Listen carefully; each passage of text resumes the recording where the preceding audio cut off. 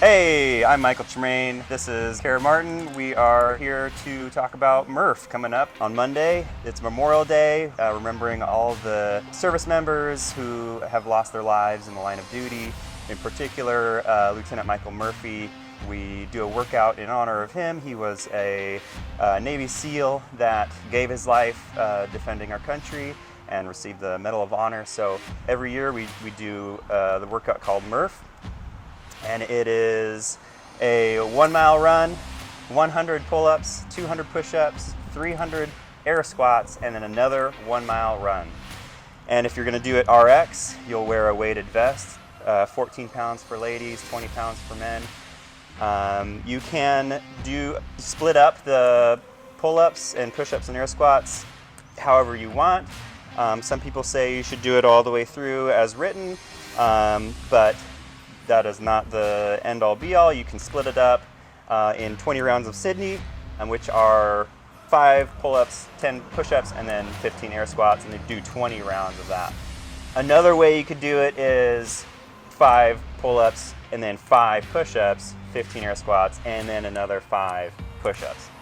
Just to kind of split up the push-ups. A lot of times the push-ups are the hardest part. For the pull-ups, your chin just needs to come over the bar, and then your arms need to extend all the way at the bottom.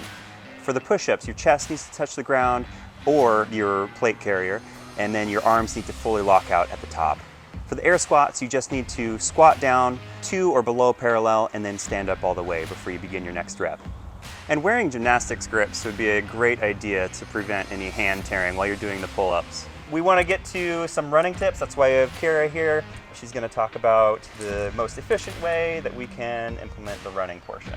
All right, Rebuilt, 3 running tips for you. We're going to go over upper body, lower body, and mindset. So starting with the upper body, when you're swinging your arms, you want to keep them low and loose, right? We have to use these guys a lot later in the workout, so we don't want them to be tense. Think nips to hips is how you want your arm swing to go. Michael, can you do that? Nips to hips? Love it. There Yes. it is. Perfect. Those are your arms. For your legs, you're going to hear runners talk about things like toe strike, heel strike, like it's a big deal. Don't worry about that. All I want is for you to keep your feet quiet as they're pounding the ground over the course of a mile. If you're wearing a vest especially, that's a lot of weight on your feet for 2 miles total. So just clue into the sounds around you. Can you hear your feet? If you can, try to run a little softer. That's the biggest part. Lastly, your mindset. If you are the type to get excited and jump on a start line with a lot of adrenaline, I'm that type. Same. You'll want to go out slower than you think you need to. That first mile, I'm thinking you should almost have it as an extension of your warm-up. You're getting loose, you're getting your heart rate up, you're getting into the workout. Don't go out too fast. Save your speed for that last mile when you can just give everything that you have left in your body. Yeah, you're not going to win the workout in the first mile, but you can definitely lose the workout in that first mile if you go out too hot. So a couple questions. You're talking about the arm swing. Is this okay?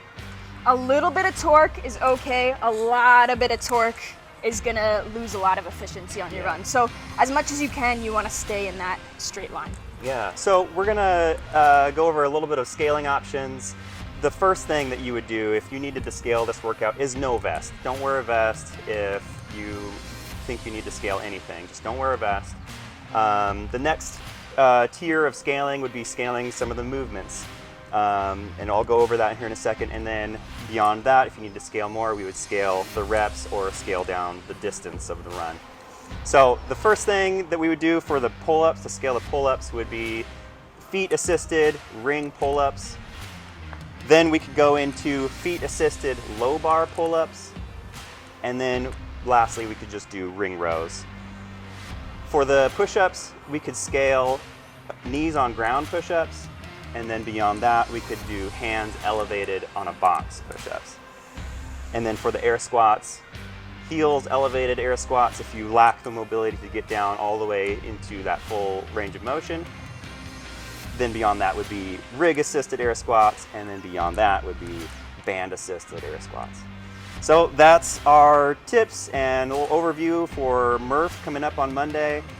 We wish you guys luck and a happy Memorial Day. Thank you, Kara. You bet. See you Monday. That was almost a fail.